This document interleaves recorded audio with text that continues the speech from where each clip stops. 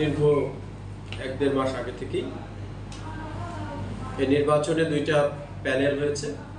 Panel হলে স্বাভাবিকভাবেই তাদের মধ্যে জয় পরাজয় থাকবে। আমরা নির্বাচন কমিশন হিসেবে আমি মোহাম্মদ শিবলিজামান উপজেলা সমাজসেবা অফিসার হিসেবে কেরানীগঞ্জে আছি এবং প্রধান নির্বাচন কমিশনার হিসেবে আছি। আমার পাশে আছেন আমার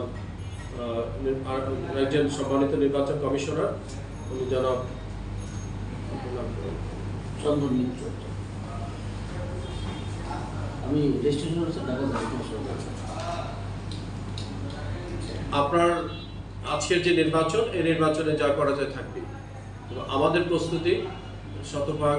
আমরা চাচ্ছি যে সুষ্ঠু, সুন্দর এবং গ্রহণযোগ্য একটা নির্বাচন উপহার দেওয়ার জন্য। সে লক্ষ্যে কিন্তু আমরা দীর্ঘ 1-1.5 মাস ধরে কাজ করেছি এবং আপনার প্রার্থীদের মধ্যে যে উত্তেজনার কথা বললেন, এটা থাকতেই পারে, স্বাভাবিক থাকবে, কিন্তু আমাদের কার্যক্রমে কোনো ঘাটতি আমরা রাখিনি এবং আমাদের সার্বিক প্রস্তুতি ভালো।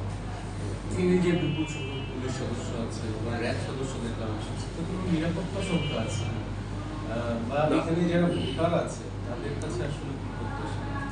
এখানে যারা ভোটার আছেন সবাই এডুকেটেড এবং তারা এই নির্বাচন সম্পর্কে, ভোট সম্পর্কে তাদের যথেষ্ট জ্ঞান রয়েছে। এখানে কেউ কাউকে প্রভাবিত করার মতো আমার কাছে মনে হয়নি। আর একটা ভোট যখন উৎসব মুখর পরিবেশে হয় বা অনেক জনসমাগম হয়, সেক্ষেত্রে আইন শৃঙ্খলার বিষয় তো থাকেই।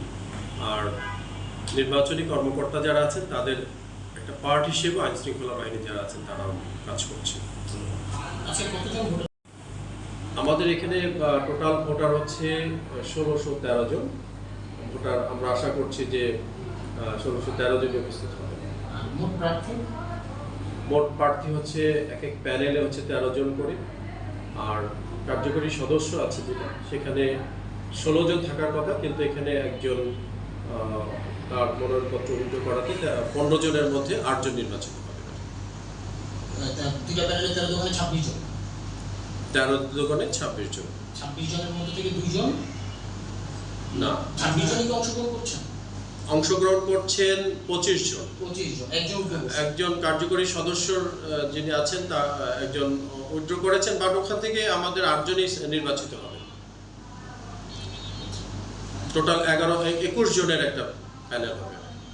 21 জন নির্বাচিত হবে। 21 জন নির্বাচিত হবে কার্যকরী পরিষদ। শুরু হয়েছে বিরতিহীনভাবে 5টা পর্যন্ত চলবে। তারপরেও ভোটাররা যদি আমাদের ভোট কেন্দ্রের মধ্যে থাকেন, সেক্ষেত্রে আমরা তাদের ভোট নিয়ে নিই। সর্বোপরি বাকি সময়টুকুর জন্য আসলে প্রার্থীদের কাছে কি আবদার বা প্রত্যাশা রাখেন? শুধু প্রার্থী না, আমরা সকলের কাছে সার্বিক সহযোগিতা চাচ্ছি, যাতে এই নির্বাচনটা আমরা সুষ্ঠু সুন্দরভাবে সর্বজন গ্রহণযোগ্য একটা নির্বাচন করতে পারি।